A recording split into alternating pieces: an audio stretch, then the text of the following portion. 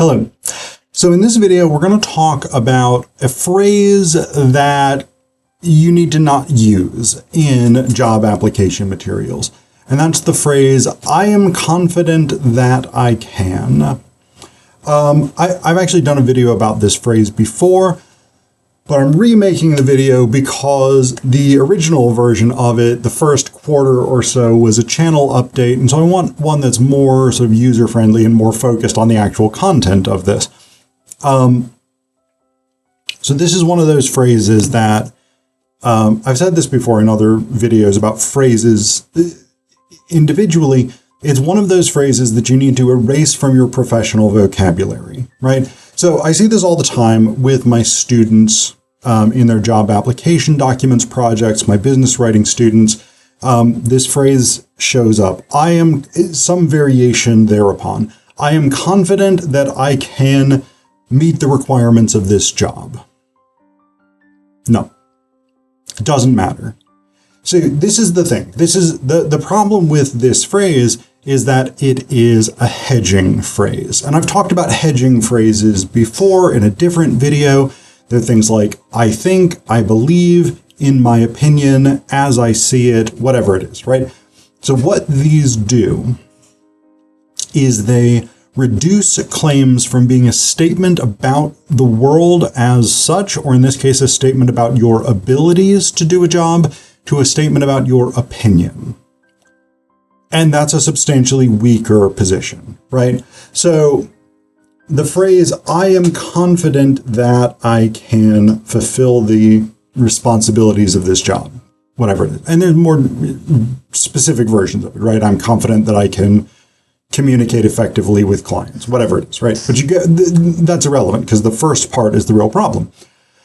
The problem is that the phrase, I am confident that, makes this a claim about your self-belief. I believe in myself. That is what I am telling you. But that's not at all the same thing as I can do this, right? I may believe that I can do something that I can't do.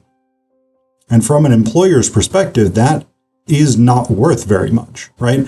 So if I'm an employer, what I fundamentally want is the person who can give me the most of the things that I said I wanted in the job call, more or less. There's some sort of trickier bits to it than that, right, in the real world. But generally speaking, that's the key thing, right? That's the way that we have to approach this as a job seeker.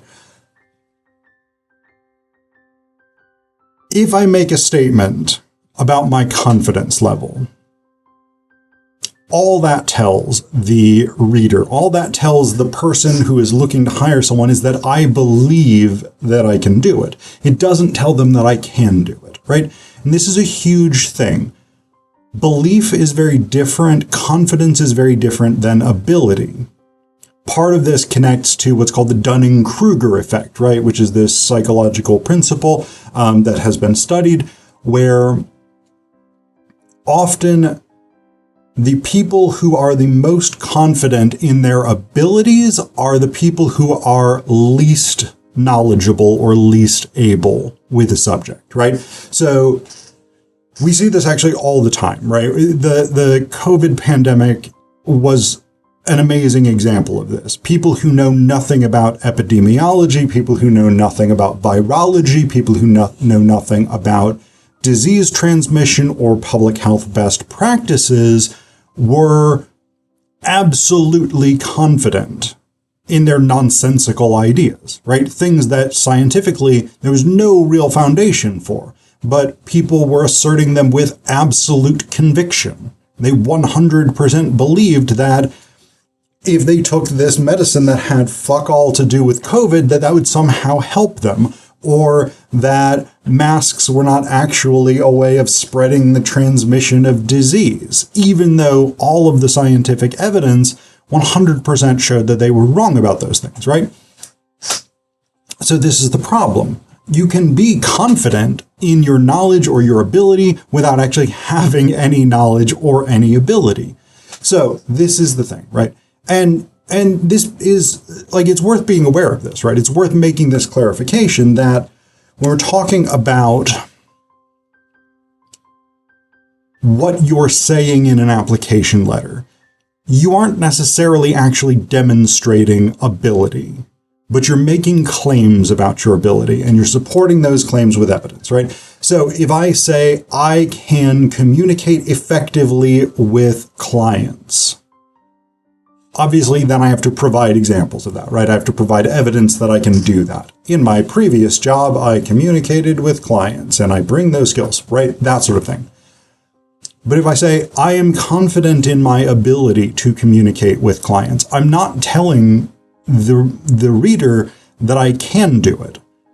I'm telling them I believe in myself, right? And that is good. You should believe in yourself. But that's not the same thing as saying, I have the ability, right? And this is a rhetorical distinction. Obviously, what you mean, what people mean when they say, I am confident that I can do X, is they mean that they can do X, but they're not saying that, right? So this is a distinction, and it's a distinction that weakens the claim.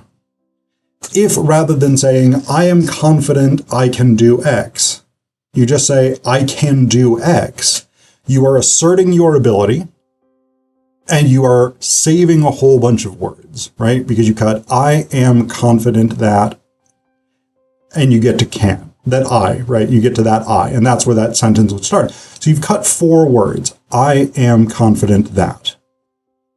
Now that's not a massive amount if you just sort of think about it in terms of number values, right? 4 words is not a massive savings, but when you have 1 page for a job application letter, 4 words can be the difference between fitting that letter onto 1 page or your typed name at the bottom dropping over to the next line, right?